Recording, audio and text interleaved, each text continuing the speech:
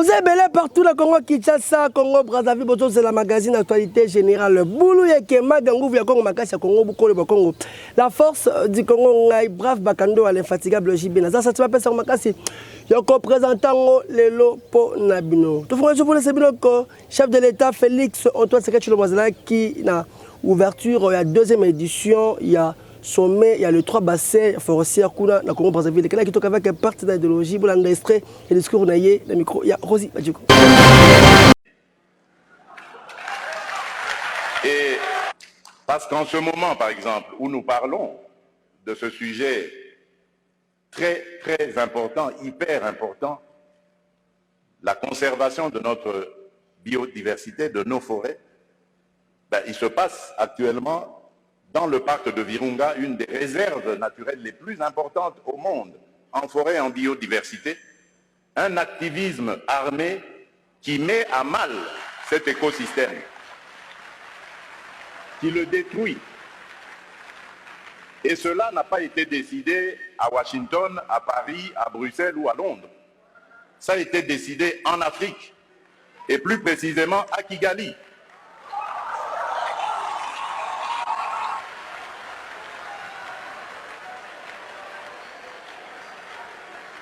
C'est l'œuvre d'un frère africain. C'est pour vous dire que nous devons bannir l'hypocrisie qui est entre nous.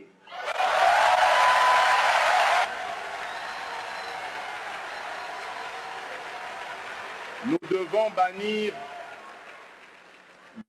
bannir des fléaux tels que le tribalisme, la haine de l'autre. Et c'est là, je crois, que nous pourrions parler d'abattre nos barrières,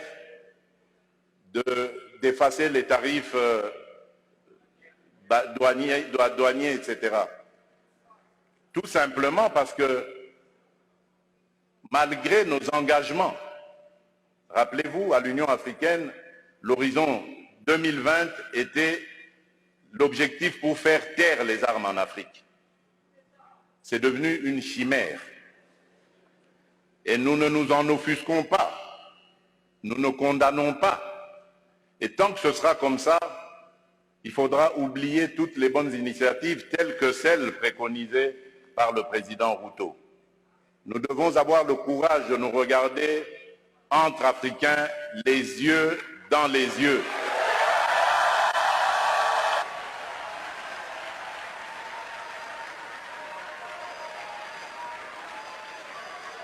Et nous dire que on ne peut pas s'appeler frère et se poignarder dans le dos en même temps.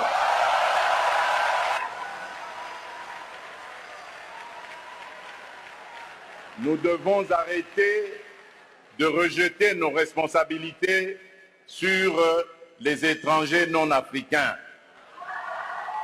La colonisation, ça fait une 60aine d'années qu'elle allait terminer en Afrique. Ceux qui nous avaient colonisés, divisés, aujourd'hui ils ont compris le sens de la paix. J'en veux pour preuve la France et l'Allemagne, pour ne citer que ces deux pays, qui étaient les meilleurs ennemis dans le passé et qui sont les meilleurs amis aujourd'hui, le moteur de l'Union européenne. Tant que nous ne réfléchirons pas comme ça, eh bien ces gens-là, ces amis, ces partenaires à qui nous rejetons toujours la faute, ils continueront à nous prendre pour des irresponsables. Ils ne nous respecteront jamais.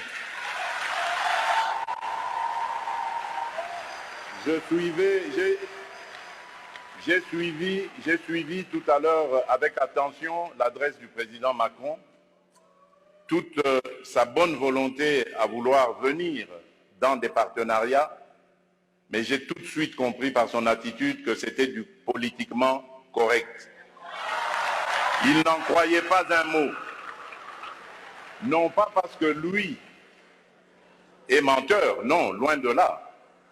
Parce que nous ne sommes pas sérieux, et eux le savent. Le jour où nous mettrons fin à ce à quoi nous assistons aujourd'hui, à l'est de la République démocratique du Congo par exemple, des voisins qui viennent semer la pagaille, la mort, la désolation, uniquement dans le but de s'enrichir, de piller les ressources. Le jour où nous mettrons fin à ce genre de comportement, alors oui, là nous aurons compris. Parce que je suis désolé, en tant que président de la République démocratique du Congo et face à ce genre de choses, je ne suis pas tenté de construire des ponts, mais plutôt des murs pour sécuriser ma population.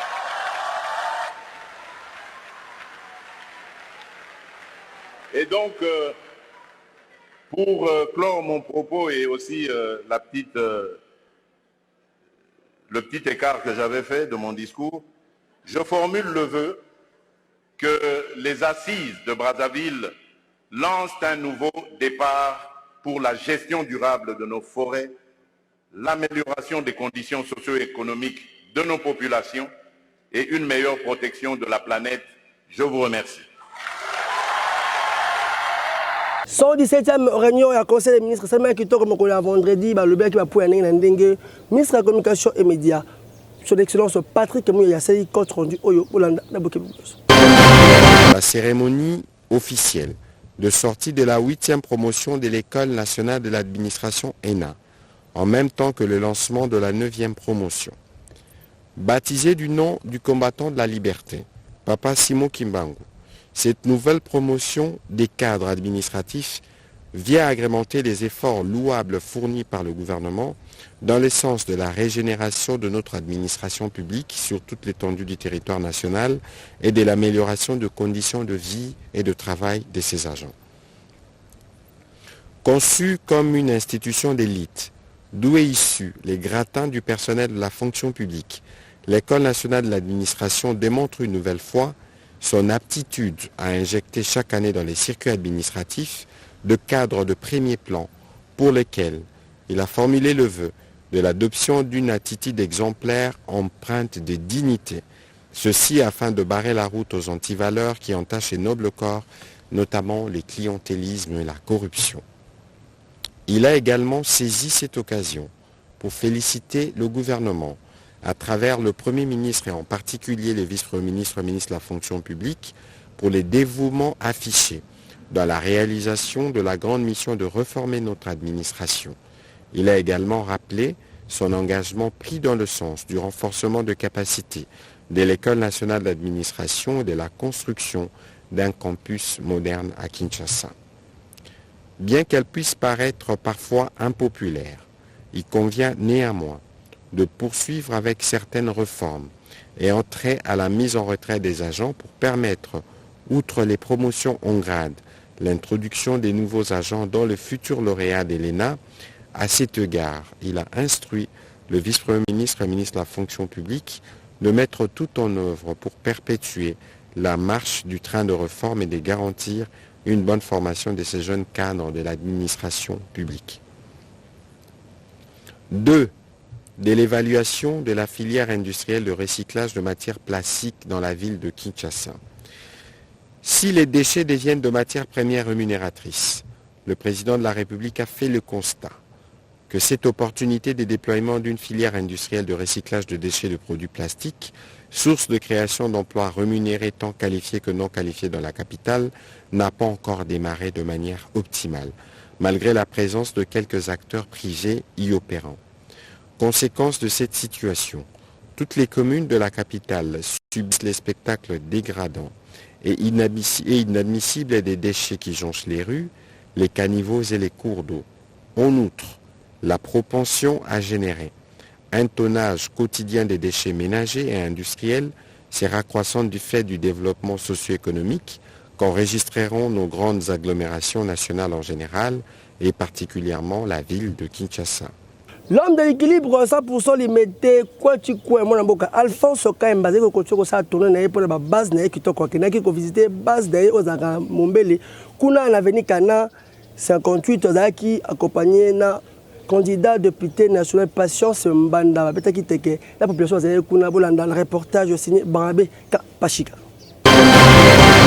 Mwana mère Tikane Soko, l'homme de 100% limité coin tu coin, Papa Alphonse Kayembe, Azali Mikolo Oyo, Kosala tournée, Pona ko sensibiliser, base na ye kitoko, Pona etali processus électoral.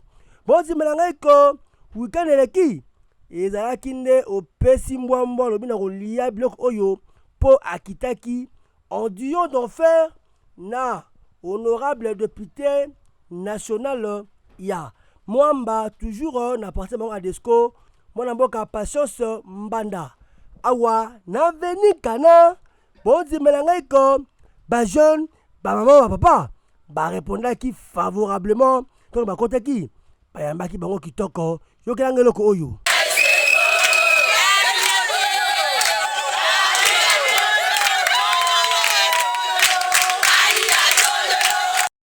Avant la kate, avanda kitoko, abeta teke, quand on a bilili, population, bazanga kite ko luba, par rapport à la visite de Papa Alphonse Kayembe. Vraiment honorable ndenga yeli biso awa, vraiment tout ça nesengo makasi to yebi ke ndenga ye awa, quartier na biso ekobunga. Kozala kitoko. Na mondele antuka banzele za mwa pasi. Ntakolongwa kapela pakota ana kamobele. Ya difficile bateka sesate banzela bapoto salité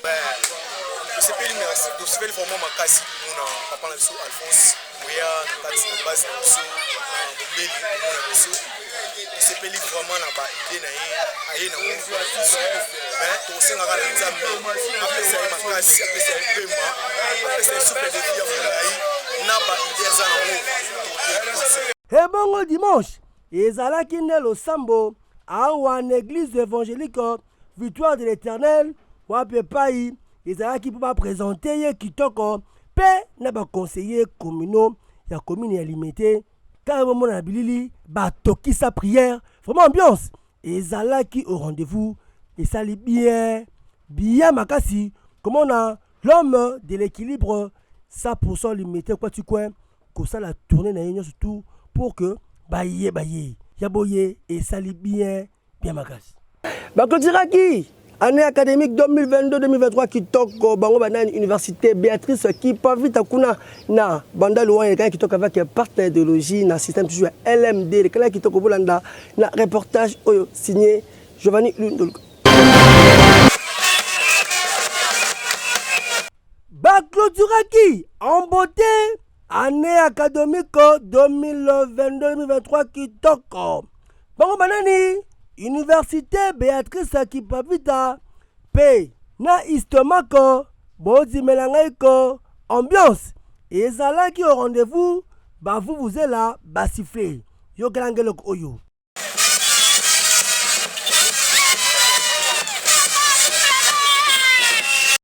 mbala moko entrée triomphale ya lauréat pe lauréate pe koro professoral mobimezaki wana kitoko. Après prière Saint-Maki Kitoko, des secrétaire général a présenté qui rapport l'année académique 2022-2023 Kitoko, professeur Aimé Damashi. Recteur ya IBK P Istemako, Mwanamboka, Léon Wabiche, Kayombo, Abrosaki no etelaki, discours na ye.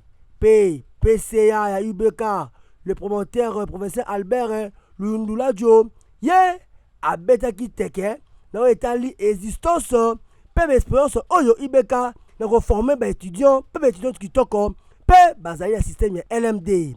Ministre su ayaki te kasi azaki représenté et pas conseiller na ye pe abetaki teke mbala moko baleka na programmation engaye putule mataki makala etikalaki po babengaki ba étudiant to moko ya faculté balekana bazo ba diplôme na bango kitoko pe ba pesa mbote vraiment ambiance ezalaki au rendez-vous kasone semino que UBK pe Istemak ba fungo na ba porte yango pour année académique 2023-2024 kitoko boya ebele pour awa c'est la classe et l'excellence surtout le système ya LMD et ça li bien bien makasi.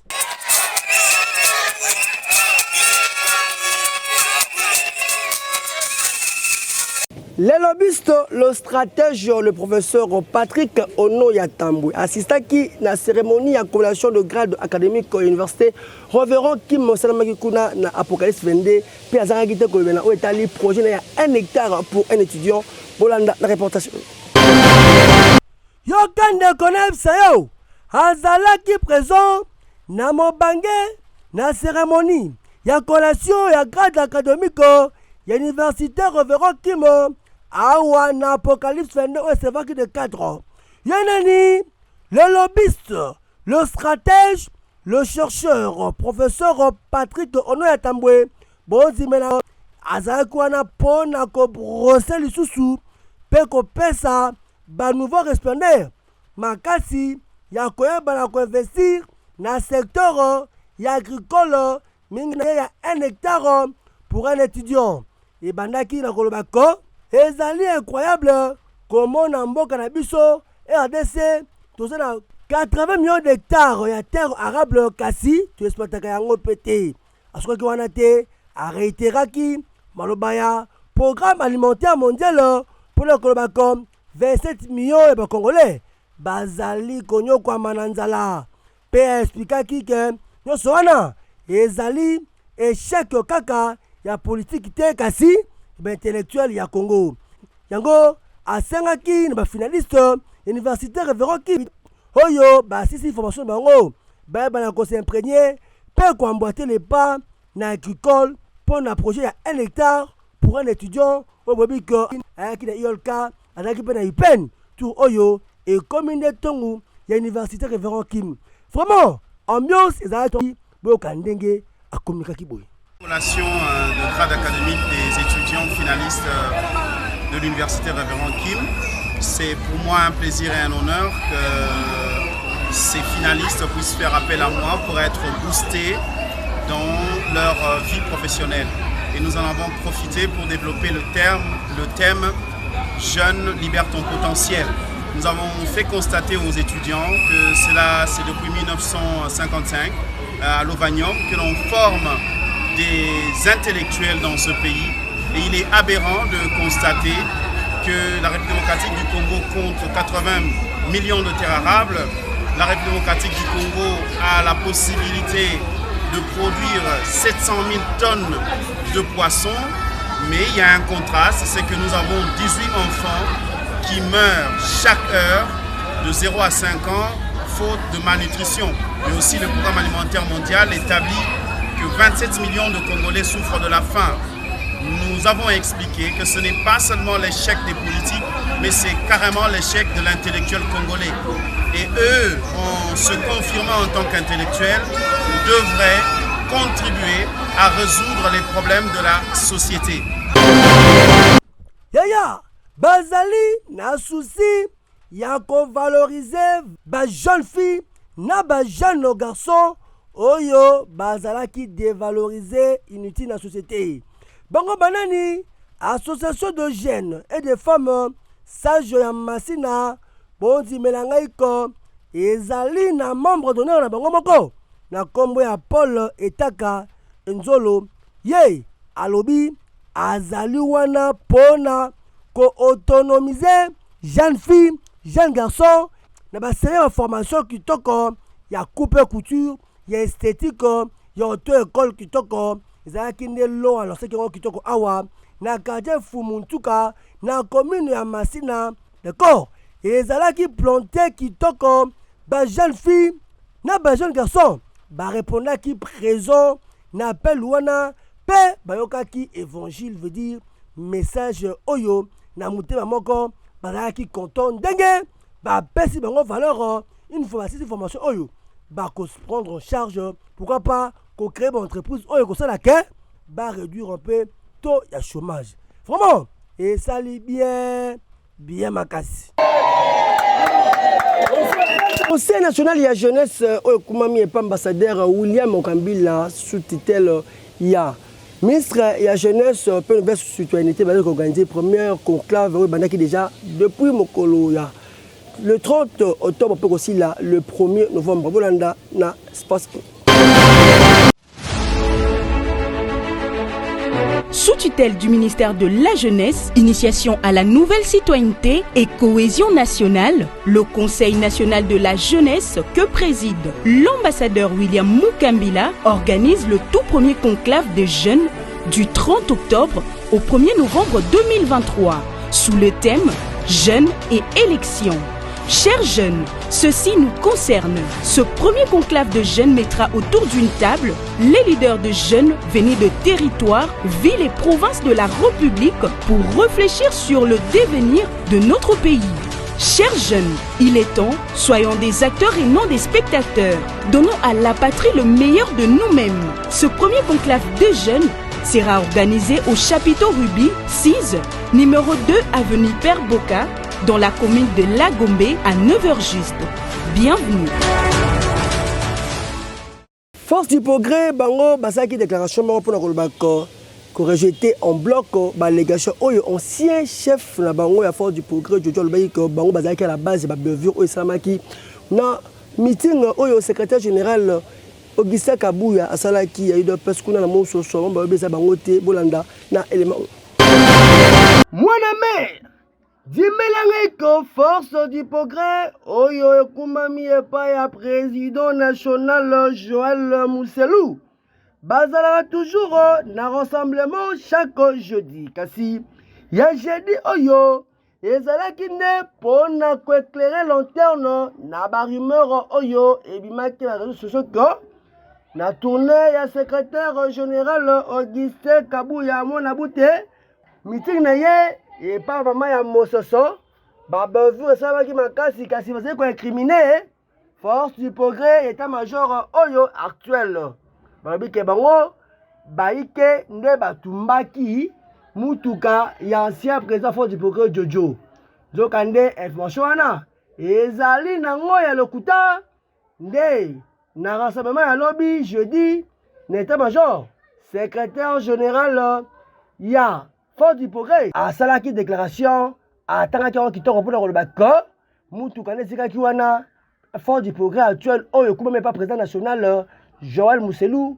ezali ni de près ni de loin impliqué na makambuana pour kelanga eloko oyo eloko tozo reprocher na mwana mboka na ndeko na biso Jojo Moyo eza ba allégation mensongère oyo asali na vidéo oyo esa l'état de lieu ya brûlure ya voiture na ye po azali ko accuser moko ya biso bakambi na biso hiérarchie na biso ya Force du progrès na personne ya président Moselou président Eleva président Chekobe Yana Cordon Kalo yango biso toza ko condamner yango en bloc po eza ba propos moko eza ba allégation moko mensongère po eza montage oyo asali po annuler na Force du progrès même pas la Force du progrès mais nuire na secrétaire général sur nuire na secrétaire général IDP aux nuire na chef de l'état ils ont nuire na parti yango biso to condamner en bloc et nous le mettons à garde ya ko utiliser pour apporter Force du progrès partout où ya kozala yango mo to sai déclaration au nom comité de ça biso to 2024 nous avons un slogan 2024 sans fatigue ou rien c'est-à-dire que senga na bandeko banso to senga ma chaîne nyonso jeunesse mouvement peuple congolais base avancement mokonzi mboka rapport ya actionnaire oyo eza visible ya gratuité d'enseignement pe ya gratuité ya maternité poto pe c'est deuxième mandat poto c'est la peuple congolais. Institut supérieur royal kuna na Kinyabwa te pe baza continuer ba série ya co-inscrire ba nouveau étudiant pona ba comme corps médical kuna na Kinyabwa te pe bazali kuna pona année académique 2023-2024 des inscriptions pour la sport. Et salamaki na ambiance moko ya kosakana te e indaki mabe na Institut supérieur de technique médicale royale et sika wapi be étudiant bayaki pour la défense ya ba TFC na bango veut dire ba travail ya fin de cycle mokola mercredi 30 novembre avec un pacte pédologie liboso ya ba membre ya jury ba membre ya famille pe auditoire mobimba ba étudiant tona ba étudiant ba se defandaki malamu moko na moko liboso ya travail na ye pe na ba faculté respective na bango lokola technique de laboratoire sciences infirmières options hospitalières pe sage-femme accoucheuse yokelanga nanu eloko oyo. Monsieur le Président, En réalisant cette étude, nous nous sommes posé la question de savoir les infirmiers des centres mères enfants de Barigou ont-ils un niveau de connaissance? Natour Naye, secrétaire général académique, Dr Patrick Bolokomai, président Yajiri à Talisaki Boye. Aujourd'hui, quand nous voyons des étudiants que nous avons pris qui venaient des humanités et qui ont, avec notre direction, accompli ce qu'ils ont accompli, c'est vraiment un sentiment de satisfaction. Ils ont eu à défendre leur titre aujourd'hui et nous pensons que nous avons atteint notre objectif. Et nous demandons également à ces étudiants qui sont en deuxième graduat, mais qui sont en premier graduat, de faire un effort pour, une fois de plus, nous faire ce plaisir que leurs aînés nous ont rendu. L'Institut supérieur des techniques médicales royales, par rapport à la qualité, il n'y a pas match. Vous voyez le corps professoral tout simplement, qui n'hésite pas, qu'il vient, la qualité, elle est la meilleure, je pourrais dire. Kinshasa, papa, maman, moboti.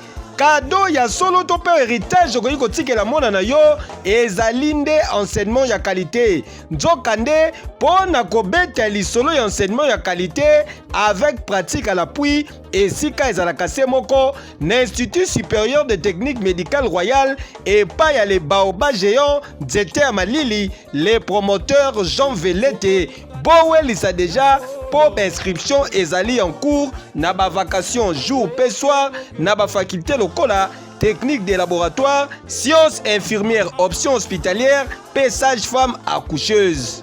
Bobo sanate rentrée académique ezali kala mingi te. Institut supérieur des techniques médicales royales ezwami na numéro 4774 ya avenue Bobozo na Madrandel na Kingabwa na commune ya Limete référence rond-point TP. Tala lisolo ya kwanga botikela bateke kasi ya formation na Institut supérieur de techniques médicales royales. Kejo Zambe kokodikoko na etali masolo ya po lingi ba silisa yo makwanza mapalata babuto esilaka ote bapesa ope taille ya kita acoustique kiba mangu na cabinet la main du pouvoir et pas tata papa sakuna la fiki on a jamais desi la sport.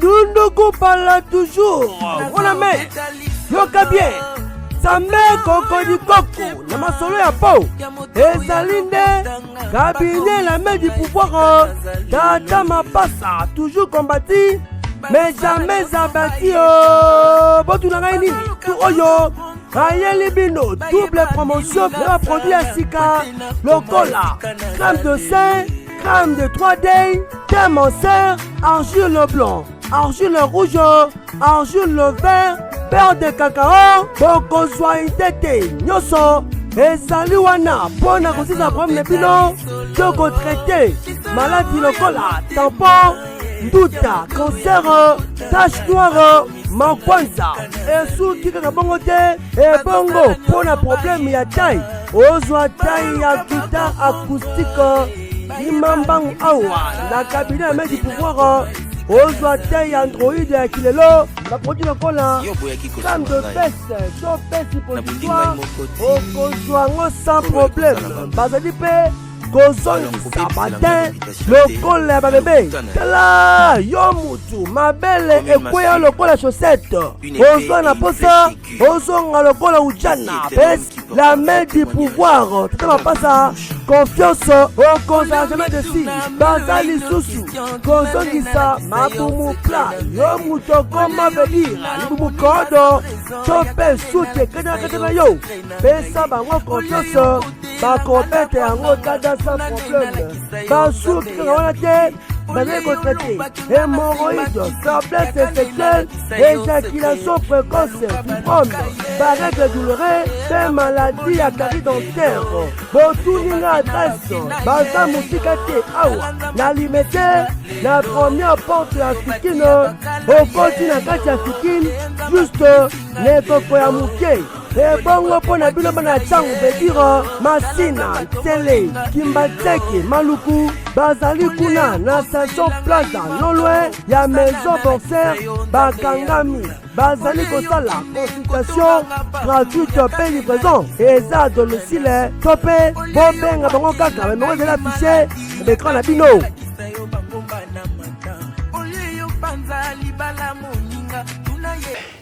Mode sans quitte, la messe est dite, tout comme la sous présentation, il y a magazine d'autorité générale, Boulou et Magongo via Congo. Magazine Congo, beaucoup Congo, la force du Congo, brave Bakando à l'infatigable JB, dans laquelle cette semaine, personne magazine. Et en présentant le lot pour la bino. Merci, Mingina Posta Reshima, le réalisateur, on est toujours. Merci, Maya Caméra, Rosi Bajoka Saki, édition qui toko. Merci, Mingi. L'équipe technique, opère rédactionnelle, il y a.